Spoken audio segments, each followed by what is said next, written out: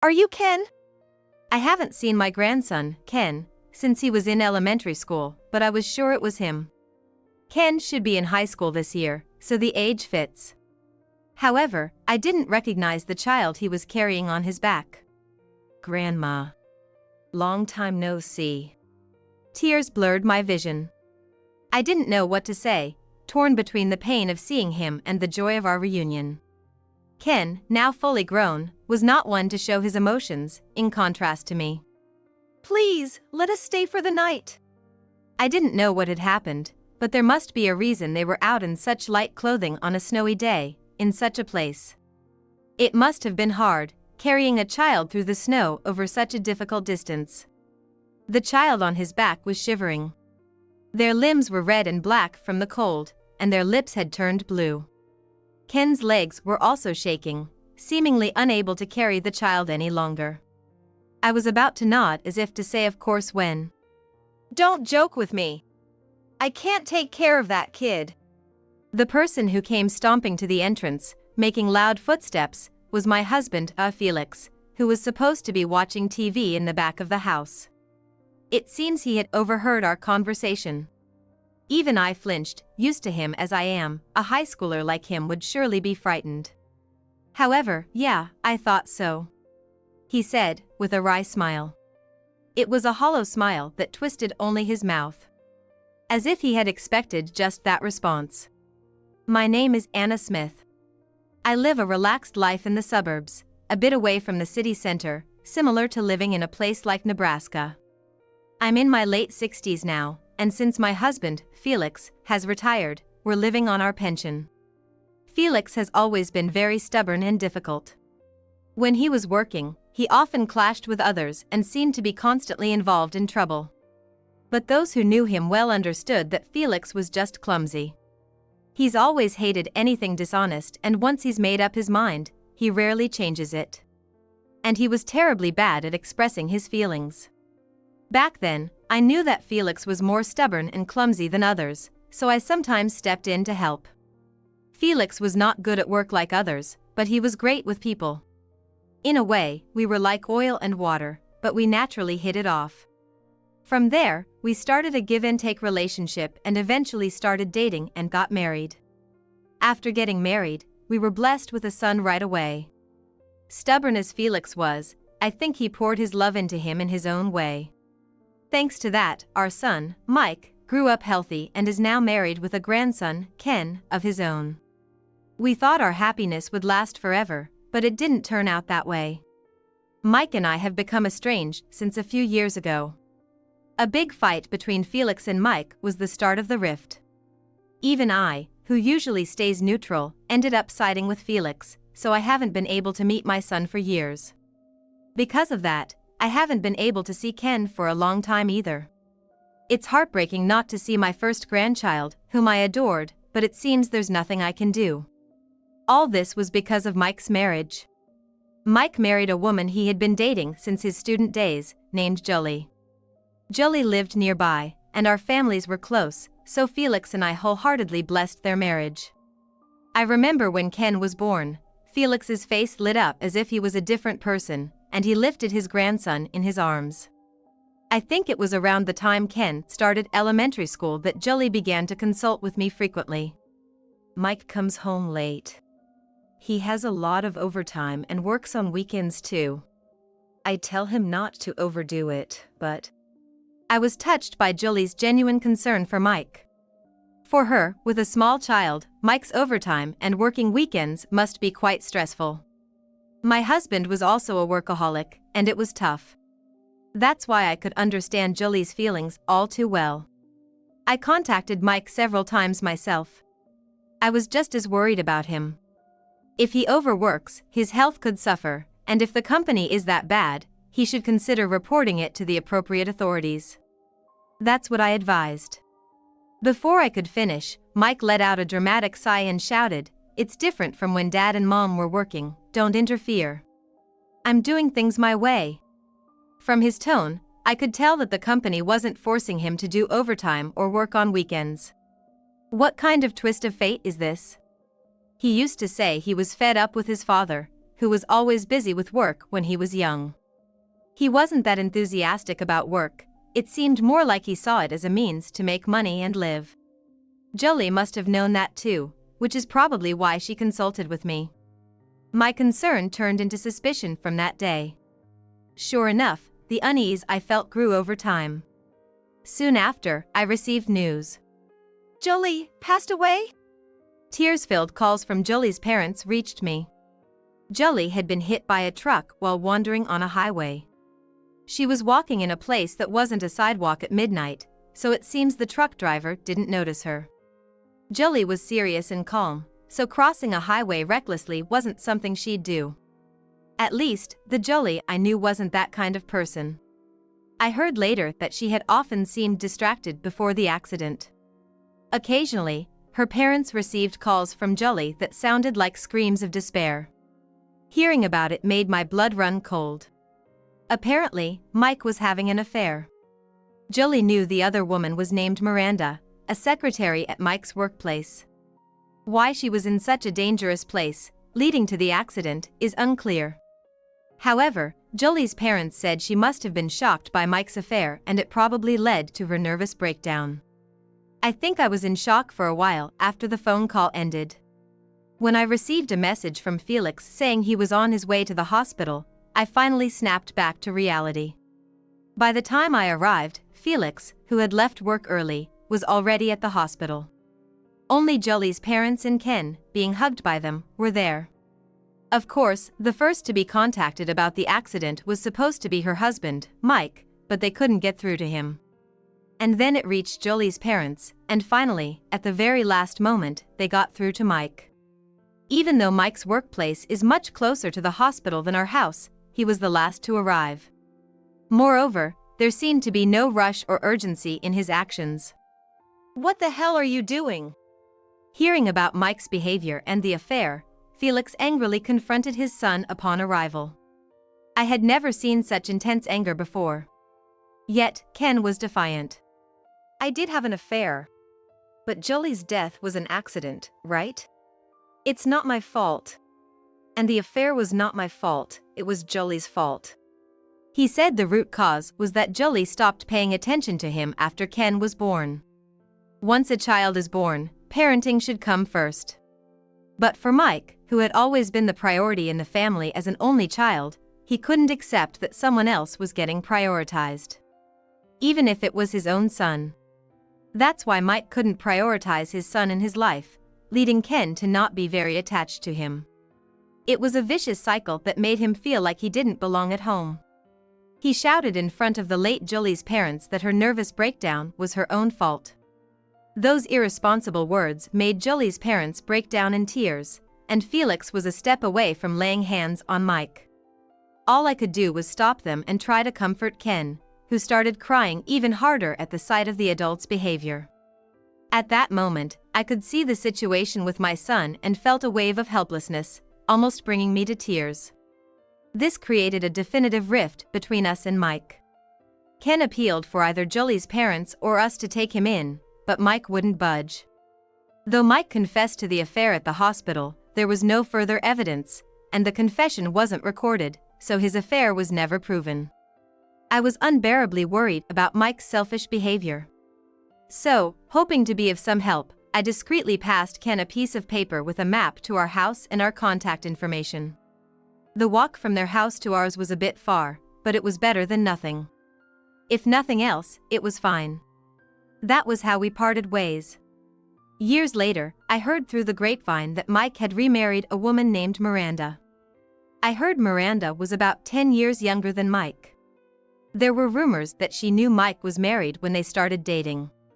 I was worried about Ken's situation. I visited Mike's house a few times alone, but it was always dark inside, and no one ever answered the doorbell. After several attempts, I had to give up, fearing I might be reported as a suspicious person. It's been years since I last saw Ken. Despite these old memories frequently coming to mind, life goes on. Even now, I think of Ken as I sip my hot chocolate. He used to enjoy the hot chocolate I made for him. I wonder how he's grown, how his life and family relationships are. All I can do is worry. While bringing my mug to my lips, I look outside. Today, a cold wave has hit our region, and the view from the window is uniformly white. The surroundings are already enveloped in night, and it's extremely cold. Tomorrow morning, we'll definitely need to shovel snow. Honey, it looks like we're gonna need to shovel snow tomorrow morning. I was about to discuss tomorrow morning's snow shoveling with Felix, who was watching TV. Then the doorbell rang. Felix and I looked at each other. We had no idea who would visit our house on such a snowy night. With a bit of fear, I opened the sliding door to the entrance, and there stood a high school-aged boy, carrying a small child on his back. I couldn't help but stare at their unusual appearance. The boy was in a slightly wrinkled white shirt with just the top of a jacket and worn sweatpants. The small child was wearing a shirt with a thin hoodie and shorts. Both of them had red limbs, and there was a light dusting of snow on their heads and shoulders. And in the pure white yard, extending to the road beyond, were long footprints. It seemed they had walked to our house in this attire. As I thought this and suddenly looked at the boy's face, I gasped. "Is that you? Ken?" I hadn't seen Ken since he was in elementary school, but I was certain. The corners of his eyes drooped like Jolie's, and his nose was just like Mike's. Ken should be a freshman in high school this year, so the age fits. However, I didn't recognize the child the Ken-like figure was carrying. "Grandma, it's been a while." Indeed, the high school-aged boy was Ken. Tears blurred my vision. I didn't know what to say, torn between the pain of seeing him and the joy of our reunion. Ken, now fully grown, was not one to show his emotions, in contrast to me. "Please, can you let us stay tonight?"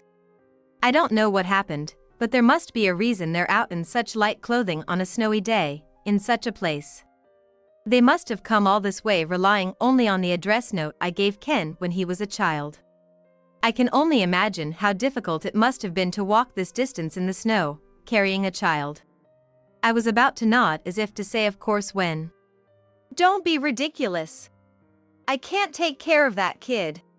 Stomping into the entrance with loud footsteps was Felix, who was supposed to be watching TV in the back of the house. Apparently, he had been listening to our conversation. Seeing Felix get angry for the first time in a while, I froze too. If even I, who have been with him so long, flinched, the high schooler must have been terrified. I looked worriedly at Ken and the child. But Ken, unfazed by Felix's demeanor, muttered softly, looking down. "Yeah, I figured as much," he said, with a wry smile. It was a hollow smile that twisted only his mouth. As if this was exactly what he had expected, I felt anger towards Felix for making his grandson show such an expression. No matter how stubborn or unforgiving he is, what kind of attitude is that towards his own grandson, who he used to adore and is innocent of any wrongdoing? Just as I was about to speak up, the child on his back said, "I'm cold." Shivering even more. His limbs were redder and blacker than before, and his lips were turning bluer. Ken's legs were also shaking, seemingly unable to carry the child any longer. Felix glared sternly at the child on his back. "We need to go to the hospital first. If you won't go, I'll drive." "Yeah."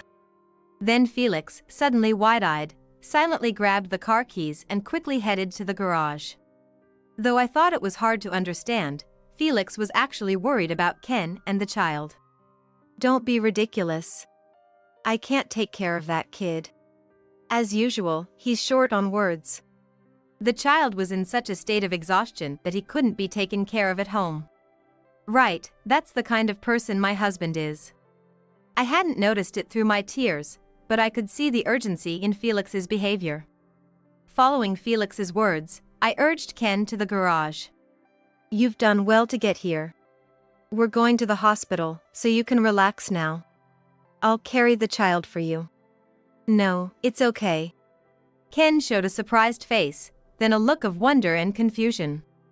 In the meantime, he readjusted the child on his back and started walking towards the garage as prompted. It seems Ken has grown into a very responsible character. Always worried about the child, putting himself last. even though he himself was shivering terribly from frostbite. Reassuring him was my role inside the car. Afterward, we found a hospital that was open at night, and Ken and the small child were immediately seen by a doctor. The doctor told us they were suffering from frostbite and malnutrition. Fortunately, because we brought them to the hospital right away, their lives were not in danger. I breathed a sigh of relief. While Ken and the child were being treated in the warm hospital, Felix wasn't his usual self. He asked the doctor in detail about their condition, held their hands so they wouldn't be afraid, and visibly worried. Where had his usual gruff exterior gone? While glancing at his face, I waited for Ken and the child to recover. A few hours later, after receiving 4 drips, Ken and the child were able to join us on the journey home before dawn. In the car on the way back, I asked Ken about the small child he had been carrying. When filling out the forms at the hospital, Ken had written the child's name as Eric. He was 5 years old. As expected, Ken's answer confirmed my suspicions. Eric is his half-brother. Which means, to Felix and me, he's another grandchild. Nervously, I asked about how they had been living up to now. Their thin clothing in winter told the whole story, but I had to ask. As expected, Ken said they were treated coldly by Miranda, the new wife, because Eric was the child of the previous wife. They were constantly verbally abused and discriminated against in terms of meals and other aspects of life. They didn't even buy clothes, and the school uniform Ken was wearing was the warmest clothing he had. And Mike, who should have been the real father, showed no interest in Ken. It seems Mike essentially neglected Ken, no matter what Miranda did to him. Eric, the child of Mike and Miranda, seemed to have been adored by both as a baby. But, gradually, they stopped taking care of him, probably because it became troublesome. Eventually, the care of Eric was pushed onto Ken. They were always the priority, incapable of putting a child first. Fortunately, Ken adored his much younger brother Eric. He must have been taking care of Eric since he was in middle school. Just thinking about how he had to give up his own adolescence desires to care for Eric made me feel sad.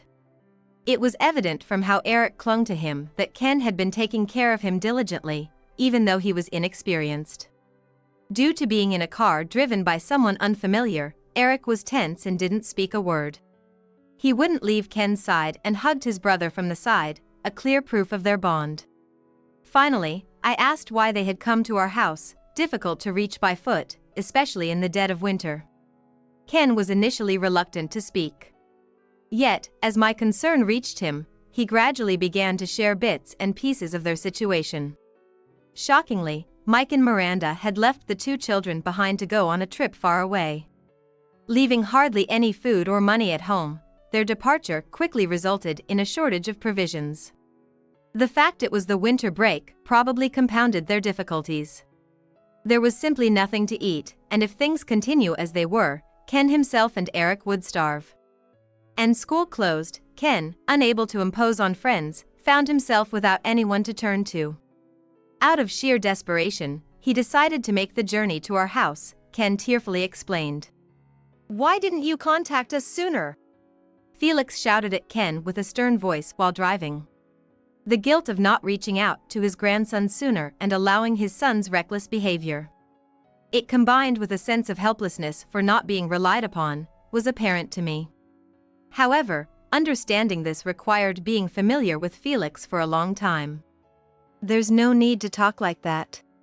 Ken, Eric. I'm so glad you relied on us in the end." To Ken and Eric, who had little interaction with him, their grandfather might only seem frightening. Concerned they might be scared, I reassured them, but there was no fear in their faces. Perhaps they could sense Felix's deep worry for Ken and Eric back at the hospital. "I've thought about contacting you many times, but I was worried about what my mom had said. I just couldn't find the courage to do it." Ken started explaining, looking guilty, why he hadn't been able to rely on us until now. After Mike remarried, Miranda frequently yelled at him, saying, "You are not loved by your grandparents. Kids like you are a nuisance everywhere, so you better not think about relying on them." At first, I thought it was a lie. The grandparents in my memories were always kind. But, being told repeatedly, he came to believe it was the truth. I had memories of being adored when I was younger, and I couldn't believe that grandparents who had been so good to me would hate me. Now, I can think that way. Yet, until recently, he murmured that he somehow believed he was not loved. It seems Miranda had manipulated him not to seek help from me or Felix. That's why you laughed when Grandpa yelled, right? Ken nodded. When Felix yelled at the entrance, Ken's smirk was because he felt empty, as what his stepmother Miranda had said seemed to come true. Hearing this, Felix looked even more remorseful, his eyebrows lowered. But both Grandma and Grandpa protected us. Finally feeling safe, Ken said and cried. Perhaps triggered by his brother's tears or the tension finally breaking, Eric also started crying. After arriving at our house, they immediately went to sleep in the futons we prepared. It's warm, Eric said, nuzzling into the futon, and Ken hugged him, both falling asleep like mud. Feeling both tender and pained, tears rolled down my cheeks. From their behavior, it was clear they rarely had the chance to sleep comfortably and securely. Felix and I wanted to keep watching Ken and Eric's sleeping faces forever, but that wasn't possible. We had a lot of tasks ahead of us. As the day grew brighter, Felix took the car out again. He went to file a police report against Mike and Miranda, armed with the medical reports from the hospital. We prepared for their return in the coming weeks. When Mike and Miranda returned from their trip and arrived home, they were met by the police waiting for them. Initially, Mike accused me and Felix of kidnapping by taking his grandchildren. Even when presented with evidence, he continued to claim so. Feeling responsible for how terribly selfish our son had turned out, both Felix and I felt a deep sense of guilt. The face of Mike, which I hadn't seen in a long time, looked even harsher than the last time we parted ways in court. I wondered how things had gotten to this point. Had we, as a couple, made mistakes in raising him? Or, as Mike grew up, was there some significant turning point? It might be too late to ponder these things now, but seeing my son continue to hurl terrible words in court made me realize we had reached a point of no return. Now, all we could think about was protecting Ken and Eric, who had suffered so much. Felix and I decided to fully commit to being there for our grandsons. Eventually, the two were arrested for child neglect. The diagnoses of malnutrition and others were the decisive evidence. The statements from me, Felix, and the boys must have supported that decision. Suddenly, Ken and Eric were left all alone. With their parents arrested, they seemed to wish to come to our house, having nowhere else to go. However, I thought we, who had raised a son who could neglect his children, might not be qualified to raise our grandsons. So, we consulted with Jolie's parents. They were relieved about their grandson's safety and also worried about Eric, who should have been a stranger to them. They also wished they could take both in if possible. However, they sadly noted that it would be difficult to take in Eric since there was no blood relation. They said it would be cruel to separate the brothers. That's why they thought our home, where the brothers could stay together, was the best. And they promised to support us moving forward. How kind they were to offer such words to the parents of Mike, who had treated Jolie so terribly. Lately, my tear ducts have become weak and I easily tear up. Due to these circumstances, we ended up taking in Ken and Eric. When I took Ken and Eric's hands and said, "From now on, you'll live with us," they showed us smiles. Still, they were as quiet as borrowed cats when they first moved in. But soon, we were able to open up to each other. Ken has been very helpful around the house. This year, we've had a lot of snow, but he's always willing to help with shoveling. Young Eric tries to follow suit, picking up a shovel and heading outside. It seems Eric is at the age where he wants to mimic everything his brother does. While watching the two boys, Felix was teaching them the tricks of shoveling snow, all the while grumbling. It seems he's quite pleased to be relied upon by his adorable grandsons. "Can't you guys even do this much? Seriously, you're hopeless."